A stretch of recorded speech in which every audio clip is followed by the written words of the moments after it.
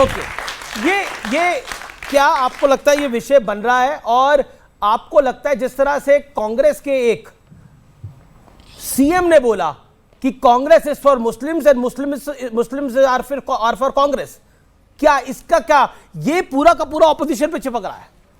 नहीं, देखिए अमीर जी, अगर मेरा वो बयान होता, ये हमारी पार्टी का बयान होता, तो हम बोलते कि Samajwadi party is for the youth and youth is for Samajwadi party, Samajwadi party is for पिछड़ा एंड पिछड़ा इज फॉर समाजवादी वहां पे बोला गया मुसलमान के लिए। अब सुनिए, लेकिन आज की तारीख में रेवंत रेड्डी जी ने क्यों बोला होगा? भाई उन्होंने बोला तो मैं उसकी व्याख्या कर सकता हूं। ये इसलिए उन्होंने बोला होगा क्योंकि जब इनका एक मंत्री महाराष्ट्र में ये बोलता है, क्योंकि महाराष्ट्र कर्नाटक लगभग आसपास हैं, कि हम मुसलमानों को मस्जिद में घुस घुस के मारेंगे, इनके मंत्री, और उसके बाद में नीलेश राणे जो है वो मंत्री बना दी जाते हैं।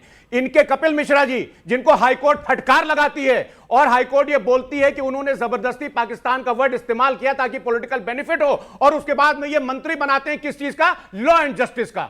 तो जब मुसलमानों के खिलाफ इनके मंत्री, इनके विधायक, बिहार में इलेक्शन चल रहे हैं, गिरिराज सिंह ने क्या कहा था उन्होंने कि मुझे नमक हरामों के वोट नहीं चाहिए, पूरी मुस्लिम कम्युनिटी को उन्होंने नमक हराम बोल दिया था। तो अगर कांग्रेस ये बोलती है कि जिस कम्युनिटी को नमक हराम बोला जा रहा है, जिसको बोला जा रहा है कि मस्जिदों में घुस घुस के मारेंगे, जिनके मंत्री दंगे भड़का रहे हैं सड़क पर आकर के, अगर उनके लिए दो प्यार के शब्द बोल देते हैं तो मुझे लगता है कि उसमें कोई बुराई नहीं है। लेकिन एक सेकंड, इस पे जवाब सुधांशु त्रिवेदी आपका जवाब, फिर सोमनाथ भारती एक बार जवाब देता हूं। इन्होंने कहा, किसी ने कहा कि मस्जिद में घुस के मारेंगे, कश्मीर में मंदिर में घुस के मारा।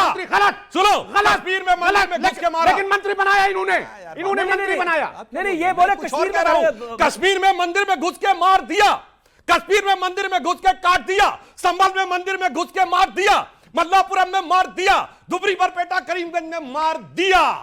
देने वाले पे कुछ नहीं बोलते, देंगे पे बड़ा बड़ा ज्ञान देते हैं। तो मैं ये बात बताना चाहता हूं, मगर ये साहब, भाई साहब, आप थोड़ा संभल के बोलिए। वो आप वाला है जो ले जाना चाहते हैं।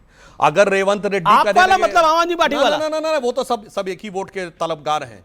जैसे होता ना, एक ही मैं के तलबगार सारे बैठे हैं, तो वैसा ही होता है। भाई साहब, ये आपका है, वो जो ले गए थे कांग्रेस से आपने छीना है। अब रेवंत रेड्डी कहेगा कांग्रेस मतलब मुसलमान, मुसलमान मतलब कांग्रेस, तो एमवाई का क्या होगा मेरे भाई? समझो, खतरा बहुत भयानक है। कारण क्या है कि मुसलमानों की स्थिति जानते क्या हो गई है? मुसलमान एक ऐसे लैला हो गए हैं जो कई आशिकों के बीच में फंस गई हैं। पहला क्या है? आशिक कौन है? कांग्रेस, जो कहती मैं तेरा आशिक पुराना तो देख, पहले तो मैं तेरे साथ था। फिर ये आते हैं, ये और राजद, वो कहते मेरा कारनामा तो देख, मैंने गोली चलवाई थी, मैंने अडवाणी जी को गिरफ्तार करवाया था। फिर एक आते हैं मजलिस इत्तिहादुल मुसलमीन, वो कहते हैं कारनामा छोड़, पुराना छोड़, अरे खानदानी घराना देख, मेरा अपना घराना तो देख। तो एक कहावत है ना, रजिया फंस गई गुंडों में, मतलब मैं किसी पार्टी के लिए शब्द नहीं प्रयोग कर रहा हूं, वो आज मुसलमानों की हालत है। तो मुसलमानों की जो आप लोगों ने हालात की है, उसके लिए मैं एक लाइन कह दूं कि हकीकत में सेकुलर जमात ने जो किया है, किसी को किसी की मोहब्बत ने मारा, किसी को किसी की अदावत ने मारा, और शराफत अली को सेकुलर सियासत ने मारा। ओके, शराफत अली को सेकुलर सियासत में मारा।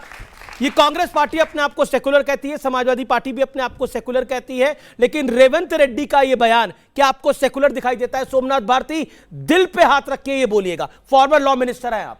देखिए, मैं तो ये सुनकर के बड़ा हैरान हूं कि इस प्रकार का स्टेटमेंट एक सूबे के सीएम से आ रहा है। कांग्रेस के सीएम से इस प्रकार का स्टेटमेंट की उम्मीद नहीं थी, क्योंकि भारत का संविधान सबके लिए है। भारत के संविधान में सब बराबर है, हिंदू क्या, मुसलमान क्या, सिख क्या, ईसाई क्या। लेकिन इसके पीछे एक मानसिकता है, और मानसिकता यह है कि मुस्लिम समाज को वोट बैंक की तरह यूज करने के लिए इन्होंने दशकों से मुस्लिम समाज को शिक्षा से वंचित रखा। उनको जरा एक्सप्लेन कर दिए, दशकों तक कौन शासन में रहा? ओके, सोमनाथ जी की बारी है, बोलिए। अब मैं कह दूं, कहिए। हम तो सिर्फ 1.5 दशक शासक में रहे हैं। अब बताइए, दशकों तक जरा बताइए। देखिए, ये तो चोर के दाढ़े में तिनका हो गया। नहीं, दशकों तक। मानिए आप सुधांशु जी, आधा दशक कौन रहा है? हम कह रहे हैं, रुकिए ना, हम कह रहे हैं। देखिए, क्या है कि जिस प्रकार से तेलंगाना सीएम ने बात कही, ये जाहिर करता है कि वो मुस्लिम समाज को वोट बैंक की तरह यूज करना चाहते हैं।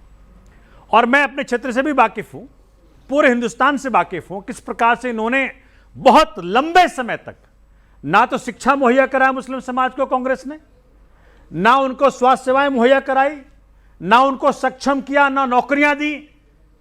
इस प्रकार से वो एक वोट बैंक को बिल्ड करने की बात करते हैं। लेकिन वही खुराक जो कांग्रेस सीएम ने दिया है वो भाजपा को मिल जाता है।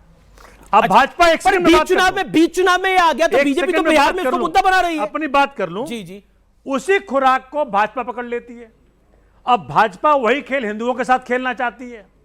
ना स्कूल देगी, ना अस्पताल देगी, ना रोजगार देगी, ठीक है, और हिंदुओं को वोट बैंक की तरह बनाना चाहती है। एक ही पार्टी है हिंदुस्तान में जो शिक्षा की बात करता है, वो आम आदमी पार्टी है। आपके लिए कहा जाता है आप शीश आम में आदमी देते हैं। पार्टी, देखिए, आम आदमी पार्टी ने सबके लिए स्कूल बनाया। जब यूएस की प्रेसिडेंट की पत्नी यहां आई तो आम आदमी पार्टी के बनाए स्कूल में गई। ठीक है, जवाब ले लेते हैं। और इसी कारण से जो भारत का संविधान की बेइज्जती भाजपा करता है, वही बेइज्जती कांग्रेस भी कर रहा है। अच्छा ठीक है, एक सेकंड, रेवंत रेड्डी का बयान सेकुलर सीएम का तो बयान नहीं है, आम आदमी पार्टी भी ये बात कह रही है। जवाब दीजिए इस बात। देखिए, रेवंत रेड्डी का जो बयान है उसके लिए आप कांग्रेस पार्टी के अधिकृत प्रवक्ता से पूछ सकते हैं। लेकिन अगर कोई भी चीफ मिनिस्टर, चाहे वो रेवंत रेड्डी हो या कोई और पर चीफ आप मिनिस्टर सबने हो, मुसलमानों का बुरा हाल किया है। सुनिए, यही आम आदमी पार्टी कह रही है। नहीं, आप लोगों ने उसको वोट बैंक समझा है। बिल्कुल, बिहार से लेकर यूपी बिल्कुल तक, ऐसा यूपी नहीं से है। लेकर महाराष्ट्र तक, महाराष्ट्र से लेकर तेलंगाना तक, समाजवादी मुसलमान पार्टी सिर्फ ने- वोट बैंक है। समाजवादी मुसलमानों को पार्टी ने बीजेपी से हमेशा- डराओ, अपना काम बनता, भाड़ में जाए जनता। देश में अगर सबसे ज्यादा रिप्रेजेंटेशन मुसलमानों को किसी ने दिया है तो वो समाजवादी पार्टी ने दिया है। आज हमारे 111 के आसपास जो एमएलए जीते थे उसमें से लगभग 35 मुसलमान थे। हमने पॉलिटिकल रिप्रेजेंटेशन एक बात बताइए, 35 मुसलमान को एमएलए जितवाकर मुसलमानों की शिक्षा बढ़ जाएगी? बताइए, मुसलमान की शिक्षा बढ़ जाएगी? अब सुनिए, 35 मुसलमान जितवाकर। ओके, सुधांशु त्रिवेदी, अरे सर, एक सेकंड, सुधांशु त्रिवेदी सर, जवाब। इन्होंने बोला तो मैं एक आपने बयान- बिहार में एक भी मुसलमान को टिकट नहीं दिया है, एक भी मुसलमान को टिकट पहले नहीं इनकी दिया बात जवाब दे है, दूं, और फिर पिछले उसका- चुनाव में और भी ये नहीं दिया था। इसको तो अमित शाह जी जवाब दे चुके एक सेकंड, जवाब दीजिए। सुनिए, अमित शाह जी जवाब दे चुके हैं, पहली बार नहीं हुआ, अनेक बार हमने नहीं दिया है।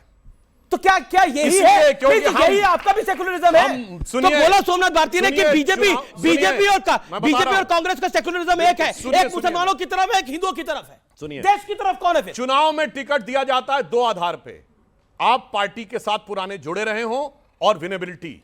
मगर जब सरकार में आए, हमने भेदभाव किसी के साथ नहीं किया है। हिंदू हो या मुसलमान, सबको घर दिया है, सबको शौचालय दिया है, सबको नल दिया है, सबको वो दिया है। मगर इन्होंने जो किया, मैं एक बयान कोट करना चाहता हूं फराज साहब के लिए। पर सोमनाथ भारती ने बोला कि आपके यहां पर जो गाली देता है उसको प्रमोशन मिलता है। कपिल मिश्रा का नाम कोट किया इन्होंने। मैं अभी उदाहरण देना चाहता हूं गाली वाली बात पे। ये मार्च 2017 उत्तर प्रदेश विधानसभा चुनाव, लखनऊ कैंटोनमेंट विधानसभा में एक स्टेटमेंट दिया गया है कि मैंने अयोध्या में फायरिंग करके 16 हिंदू मरवा दिए थे, 40 भी मर जाते तो गम नहीं था, मुसलमानों के लिए मैं इससे ज्यादा क्या कर सकता हूं। मुलायम सिंह यादव जी, यह सेकुलर बयान है। 16 हिंदू मरवा, यानी कहा फायरिंग में मर गए, मरने वालों में हिंदू कहा मरवा दिए थे, जबकि मरे तो सैकड़ों थे। ऑफिशियली सरकार, इनकी सरकार, 40 मर जाते तो गम नहीं था। और फिर क्या कहा जा रहा, उसको कहां से कनेक्ट किया जा रहा, मुसलमानों के लिए इससे ज्यादा मैं क्या कर सकता था। और उसके बाद वो लोग आके सेकुलर के ऊपर वो करते हैं। ये बताइए, लखनऊ, फैजाबाद, वाराणसी की अदालतों में बम धमाके हुए 2007 में, उन आतंकवादियों पे केस विड्रॉ करने की कोशिश अखिलेश यादव की सरकार ने की। हाईकोर्ट की फटकार पड़ी, तब वो अपनी बात को विड्रॉ करने के लिए आए थे। जो इन्होंने बोला, इनके लिए मैं कहना चाहता हूं एक और बात। हमने कभी नहीं कहा हम मंदिर बनवाएंगे, हमने कहा मंदिर का मार्ग प्रशस्त करेंगे। मंदिर बनवाएगा संत समाज और राम मंदिर समिति। मुलायम सिंह जी ने और कांग्रेस ने ओपनली कहा हम बाबरी मस्जिद बनवाएंगे, जबकि ये सांप्रदायिक नहीं, ये मुस्लिम धर्म का मजाक है। क्योंकि इस्लाम के अनुसार कोई गैर मुस्लिम, यानी जो काफिर है, जो मुनाफिक है, वो मस्जिद तामील नहीं कर सकता। तो या तो बताएं मुलायम सिंह जी किस आधार पे बोल रहे थे, क्या वो इस लायक थे, वो अपने किस कैपेसिटी में बोल रहे थे।